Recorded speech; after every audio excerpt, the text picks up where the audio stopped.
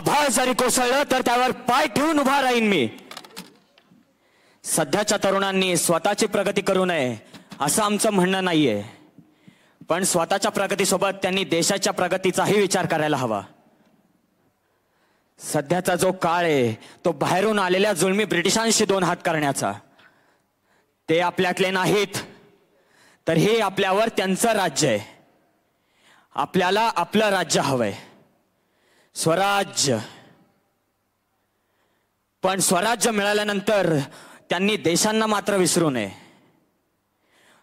स्वातंत्र्यानंतर आपली शाळा, आपली कॉलेज हे देशप्रेमाने प्रेरित होऊन निघालेल्या तरुणांनी निर्माण व्हायला पाहिजे.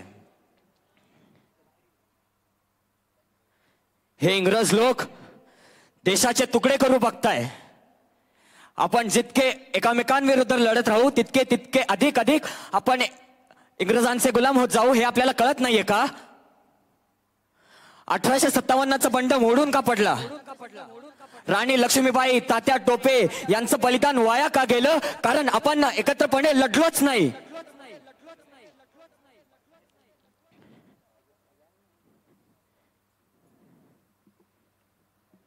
हे इंग्रज लोकांचा हवा तसं छळ करतंय.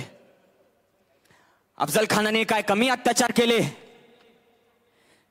हिंदू देवदेवतांची विटंबना केली, स्त्रियांवर अत्याचार केले. छत्रपती शिवाजी महाराजांनी काय केलं? त्या इतरांना शंड म्हणण्यात वेळ वाया दवडला नाही. छत्रपतींनी अफजल खानाचा वधच केला.